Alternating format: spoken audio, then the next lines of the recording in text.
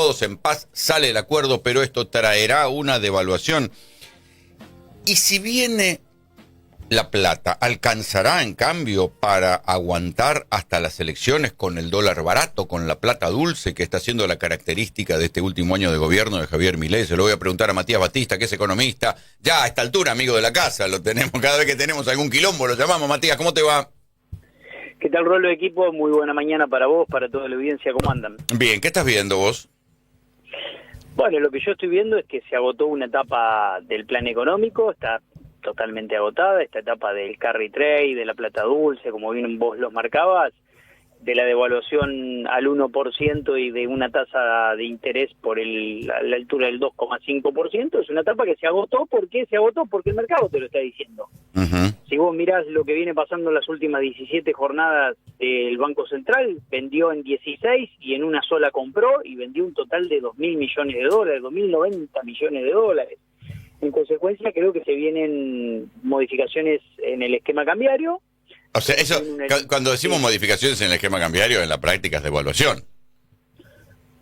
Sí, en la práctica, viste yo te digo distintos, claro, sinceramiento, reacomodamiento. Claro, reperfilamiento, basta. Tiene que haber una corrección. Bueno, ayer, cambio, esto es evidente. Ayer, una que decían acá, así en los pasillos del Ministerio de Economía o en los WhatsApp con los amigos, decían, bueno, es el fin del crawling peg. El fin del crawling peg, que quiere decir una devaluación, porque el crawling peg era lo que venía, esa devaluación controlada era lo que venía frenando el dólar oficial. Exactamente, y esa devaluación controlada, recordemos de la gente, que era el ancla, el freno de mano al proceso inflacionario, ¿no? Junto con los salarios y con las jubilaciones, con salarios que crecen por debajo de la inflación, con jubilaciones que ajustan y se licúan todo el tiempo, era el freno al proceso inflacionario. El gobierno le queda, yo creo que el crawling peg del 1% le queda casi nada. Creo que el FMI, una de las exigencias en el marco de esta negociación fue, primero, eliminar el dólar blend. Exacto. Claro, esa es la otra cosa que decían también. Vos no podés, es una locura que vos tires el 20% de tus exportaciones para contener el tipo de cambio financiero. Es una locura. Eso no sé por qué se le ocurrió continuar con esa idea al gobierno cuando asumió, porque cuando el gobierno asumió, devaluó, y debería haber eliminado este esquema. Y lo que pasa es que eliminar ese esquema ahora te obliga a tocar el tipo de cambio oficial. Claro. Porque si no, se te dispara la brecha, y si se te dispara la brecha, te frenan las exportaciones y te anticipan las importaciones. Vos decías recién sí, que con el dólar barato, con las jubilaciones a la baja, con las paritarias pisadas en un 1% mensual y no más, están manteniendo la inflación, pero la inflación está casi en el 3%, está en un núcleo duro del 2% y parece que este mes va a estar más cerca del 3% que del 2%. Digo, en cualquier país normal sería un escándalo esta inflación. Es la misma inflación que tenía Macri al final de mandato. Exactamente, y ese punto que marcás es muy bueno. Y la pregunta es, ¿por qué se está disparando la inflación si en definitiva el gobierno está usando el crawling peg como antiinflacionario y los salarios? Porque se te está moviendo la brecha. Entonces, acá la factura de la inflación la pagamos dos veces. Las pagamos con el corrimiento de la brecha y con el corrimiento del dólar oficial. Por lo tanto, eso le pasó a Alberto durante todo el mandato y me parece que le costó mucho entenderlo y por eso pagó tanta inflación, tanta factura de inflación. Bueno, ahora el gobierno se está dando cuenta de que la inflación no es en todo lugar y en todo momento un fenómeno monetario, sino que también es un fenómeno cambiario. Claro. Es así. Son las dos bibliotecas de las que hablamos siempre. Por eso... Con una sola no resolvés el problema. Exactamente. Por eso, ¿vos viste alguna vez un mecánico que en la caja de herramientas solamente use una sola parte de las herramientas y que no use la llave Allen porque tiene cuestiones ideológicas con la llave, con el que inventó la llave Allen? Bueno, acá el gobierno tiene que entender que la caja de herramientas de los economistas están las herramientas ortodoxas, las heterodoxas, y están todas para usar. Y el gobierno no puede no usar herramientas porque crea que ideológicamente no coinciden con lo que ellos piensan. ¿Por qué? Porque después les terminan pasándose estas cosas. Vos decís, claro. Bueno, ahora, vos, eso estamos hablando en lo económico como si el presidente fuera un gentleman y un caballero sueco. Pero este mismo presidente hace una semana dijo, no, la cuestión cambiaria es irrelevante, la dolarización endógena permite que, como no hay pesos, no importe la cotización del dólar. Trató de mandriles a los que decían que, ojo, que la plata dulce, el dólar barato, estaba generando una crisis. Trató de ensobrados a los periodistas que hablábamos de estos temas. Digo, políticamente, si tienen que devaluar, van a hacer algún truco comunicacional, como echarle la culpa al temblor del mundo y cosas por el estilo, pero es un fracaso en lo teórico también. Completamente de acuerdo. A ver, el marco teórico de Milei y de su equipo económico y el programa económico fracasó. ¿Por qué fracasó?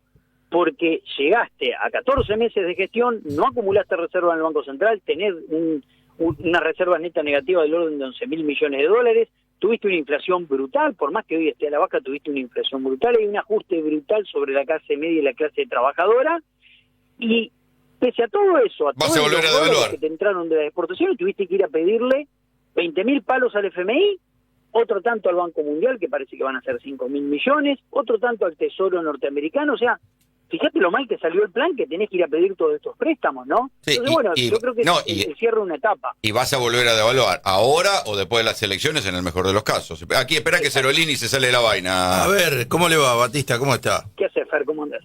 Escúcheme, a ver, si le dan, ¿qué plata se calma el mercado? Porque eso, el mercado interpreta lo que se le ocurre y no siempre coincide aún con los tipos que hacen los cálculos. Porque yo me acuerdo, el sistema de bandas estuvo durante el gobierno de Macri, en parte, ¿no?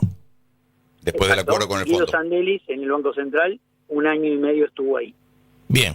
Bueno, y sirvió para que se vayan no sé cuánto. Claro, pero lo que digo, había en un momento, Macri llegó a tener con el préstamo adentro 74.000 palos, creo, 74.000 millones de dólares. Argentina parecía Brasil en reserva.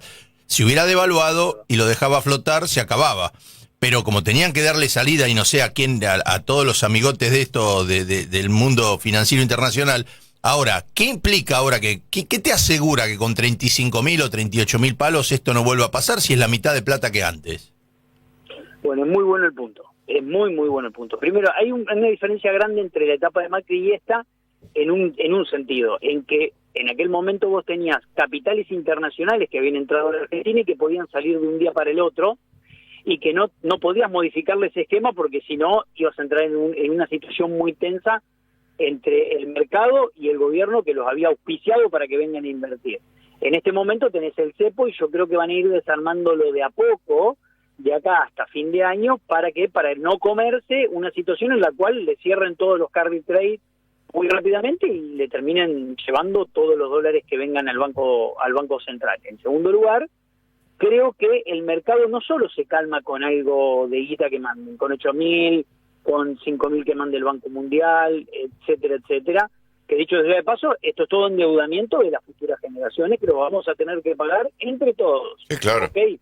Exactamente. Pero el mercado también está esperando una señal de modificación del esquema, porque el mercado le dice, hace 17 jornadas, dijimos antes, viene vendiendo el Banco Central, porque el mercado le dice, che, esto no va más. Está bien, pero esto solo, Batista, se la pasan hablando se lo pasan hablando de los 3 meses de oro que tiene la Argentina, que es abril, mayo y junio, que es la cosecha gruesa. Y lo que está diciendo usted, estas fechas están pasando dentro de la cosecha gruesa. ¿Qué tal el campo qué precio le espera el campo para vender? ¿Cuánto tendría que ser? Bueno, se espera 30.800 millones de dólares de ingreso de cosecha. Una producción que estuvo en el orden de los 127 millones de toneladas. Un número muy importante que puede robustecer genuinamente las reservas del Banco Central. Ahora, para que eso ocurra, hay 2 fenómenos. Primero, un fenómeno climático estacional que tiene que ver con las lluvias, que hizo que se demore bastante la liquidación de la cosecha. Pero al mismo tiempo, hay otro fenómeno que es no solo la crisis internacional, sino el esquema cambiario del gobierno y el agotamiento de ese esquema cambiario. Entonces, el campo que necesita un dólar más competitivo, eso está claro, lo viene pidiendo desde hace tiempo, y el campo está esperando un dólar más competitivo para empezar las liquidaciones. Entonces, nadie quiere liquidar nadie quiere liquidar barato. ¿Y pueden aguantar eventualmente hasta después de las elecciones? ¿Cómo? ¿Pueden aguantar hasta después de las elecciones? Yo lo veo muy difícil que puedan aguantar hasta después de las elecciones. Ahora, que políticamente quieran aguantar hasta después de las elecciones, va a tener un costo, Rolo. ¿Cuál va a ser el costo? Y van a quemar reservas. viste tú como No, digo, el campo puede retener eso. A tirar los muebles porque te quedaste sin carbón. No, yo te pregunto, ¿el campo puede retener la liquidación hasta después de las elecciones? A ver qué pasa con No, eso no va a ocurrir. El campo va a tener que liquidar. ¿Por qué? Porque si el gobierno decide continuar con el mismo esquema, el campo va a liquidar, le va a dar aire, pero hay que ver qué porcentaje va a liquidar. ¿Pero qué precio ve usted que le sería interesante al campo? Porque además al sacar el blend ya no sé qué esquema van a dar. Esto de las bandas, dicen que entre 1100 y 1150 se puede operar, después venden arriba de 1300. ¿Qué precio al campo por lo que escucha usted con la gente del campo, ¿qué dicen que están perdiendo de cada 4 hectáreas que se siembra, en 3 pierden, en 1 ganan, según la zona, y está todo para atrás? Entonces, ¿qué precio ya les cambiaría un poquito el esquema? No, yo creo que todo valor por arriba del blend de hoy, de la zona de 1150, le sirve al campo. Lo que pasa es que mientras más alto sea, mejor. Lo que pasa es que también mientras más alto sea ese precio, más caro vamos a pagar los alimentos también. Claro. Porque no nos olvidemos que esto tiene un reguero de pólvora, el aumento del tipo de cambio va a generar un reguero de pólvora en el precio de los alimentos. No nos olvidemos que el maíz es el engorde del ganado y que impacta en la cadena cárnica, en la cadena láctea, y el trigo impacta en la cadena de panificados. Entonces también ahí el gobierno tiene que lograr un equilibrio entre lo que pretende el campo y el traslado a precios que puede llegar a tener, fundamentalmente en alimentos, que viene caliente. La impresión que uno se lleva es que a estos muchachos les importa que les cierren las cuentas de la macro y la gente que se cague, porque no es que, fíjate lo que está pasando con todas las cadenas de precios, que sin ningún motivo han vuelto a aumentar, se han vuelto a disparar.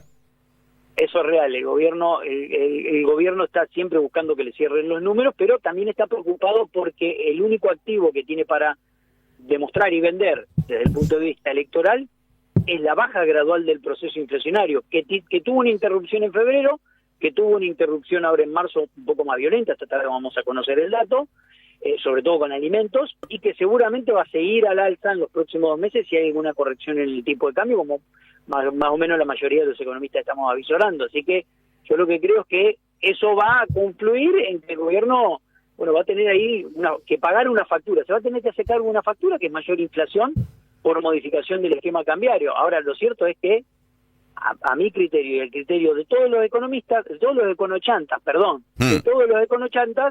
al final teníamos razón, ¿no? Sí, claro. Es que este es todo lo que negaron hasta ahora se puede destapar en cualquier momento este fin de semana. Tiene un libro para usted, el señor, pues acaba de sacar un libro que es muy interesante porque es la otra faceta, la financiera, y da trucos para 10, ¿cómo se llaman? 10 pasos que da usted para ganar plata, ¿cómo es?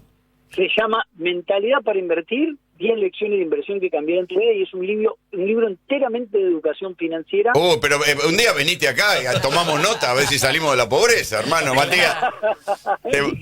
Me comprometo, cuando lo voy a presentar a la Feria del Libro, paso un día antes por la radio y lo charlamos. Venite por acá. Matías, te mandamos un abrazo. Gracias. Gran abrazo. Matías Batista, economista.